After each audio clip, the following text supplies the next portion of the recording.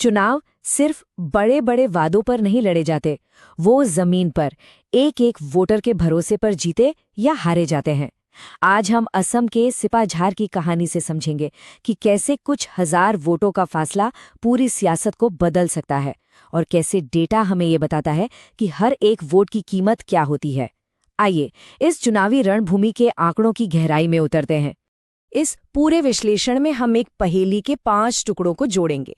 सबसे पहले वो एक आंकड़ा जिसने 2021 का नतीजा तय किया, फिर सिपाझार की जमीन और नदी की कहानी, वहां के लोगों की असल शिकायतें क्या हैं और वहां की सियासी हवा कैसे बदली, और आखिर में इन सबको मिलाकर हम देखेंगे कि एक मजबूत गवर्नेंस का ब्लूप्रिंट कैसा दिखना चाहिए। चलिए शुरू करते हैं पहले हिस्से से, सिपाझार का वो मामूली सा अंतर। देखिए, 2021 के चुनाव की पूरी कहानी असल में सिर्फ एक नंबर में छिपी है, एक ऐसा नंबर जो बताता है कि ये सीट एक राजनीतिक युद्ध का मैदान क्यों है। और वो नंबर है 7134। बस 2021 के चुनाव में जीत और हार के बीच सिर्फ इतना ही फासला था।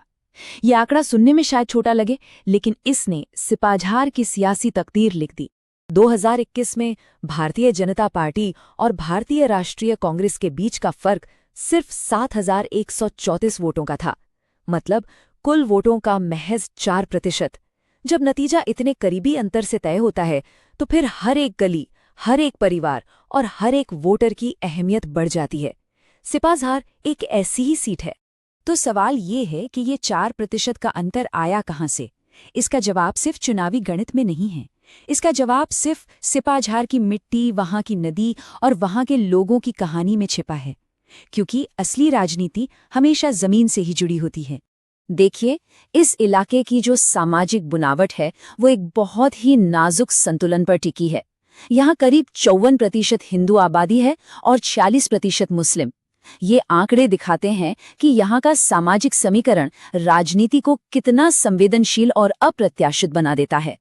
और इस सामाजिक गणित से भी बड़ी सच्चाई है ब्रह्मपुत्र नदी। ये नदी जीवन देती है, इसमें कोई शक नहीं, लेकिन यही नदी हर साल बाढ़ और जमीन के कटाव की शक्ल में तबाही भी लाती है।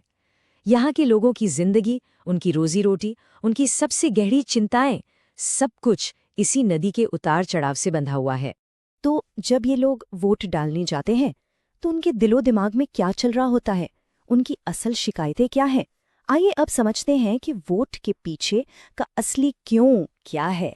जब डेटा को खंगाला गया तो लोगों का गुस्सा साफ नजर आया। ये गुस्सा टूटे हुए बाढ़ के तटबंधों को लेकर है, जो हर साल उनके घर और खेत डुबो देते हैं।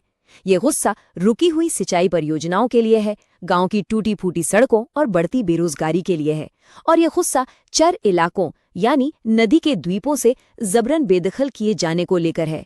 ये सिर्फ शिकायतें नहीं है, ये अधूरे वादों की एक लंबी लिस्ट है। यहाँ स्क्रीन पर एक किसान की आवाज है जो कहती है, नोनोई प्रोजेक्ट पर 7.5 करोड़ रुपए बर्बाद हो गए और हम अपनी धान की फसल के लिए पानी को तरसते रह गए। ये एक लाइन उन हजारों किसानों के दर्द को बयां करती है जिनकी उम्मीदें अधूरी रह गईं। ये कोई आंकड़ा नहीं, ये जमीनी हकीकत है। अब ये जानना जरूरी है कि ये सारी शिकायतें चुनावी नतीजों में कैसे बदलती हैं। इसे समझने के लिए हमें सिपाझार के चुनावी इतिहास में झांकना होगा। चलिए देखते हैं कि वक्त के साथ यहाँ की सियासी हवा ने कैसे करवट बदली है। सिपाझार की सियासी कहानी में सबसे बड़ा मोड़ 2011 के बाद आता है। तब तक बीजेपी का वोट शेयर सिर्फ 4% के आसपास था, लेकिन सिर्फ 5 साल में 2016 तक ये उछलकर 48% पर पहुंच गया और 2021 में 50% पर। ये आंकड़े सिपाझार में आए एक बहुत बड़े राजनीतिक भूचाल का साफ संकेत देते हैं। और 2021 के नतीजों ने इस तस्वीर को और भी साफ कर दिया। करीब 96% वोट सिर्फ 2 पार्टियों बीजेपी और कांग्रेस के बीच बंट गए।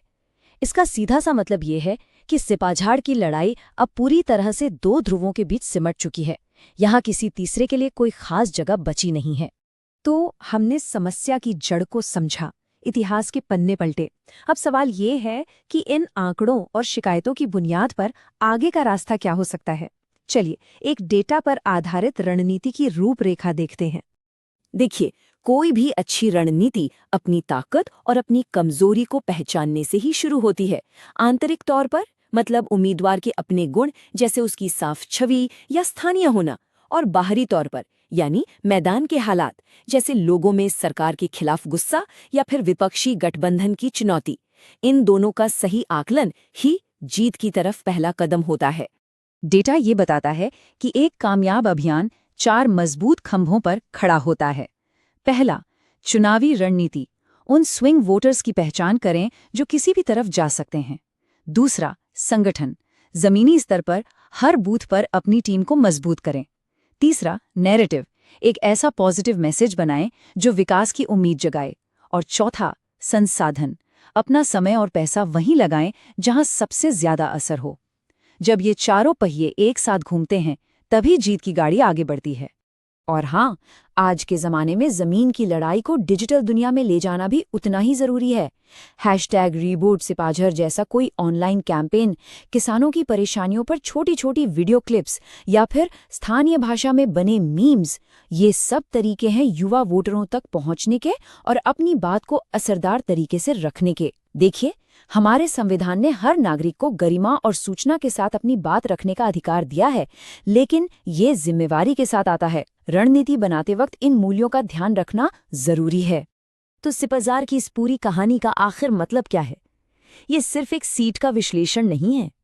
ये कहानी हमें आज के लोकतंत्र और चुनाव जीतने के बदलते हुए नियमों के बारे में एक बहुत बड़ा सबक सिखाती है। तो यहाँ सबसे बड़ी सीख ये है कि आज के चुनाव राष्ट्रीय लहरों से ज्यादा स्थानीय मुद्दों की गहरी समझ और डेटा पर आधारित एक सटीक रणनीति से जीते जाते हैं। जो भी पार्टी या उम्मीदवार लोगों की रोजमर्रा की दिक्कतों को बेहतर ढंग से समझेगा और उनका हल पेश करेगा, जीत उसी की होगी।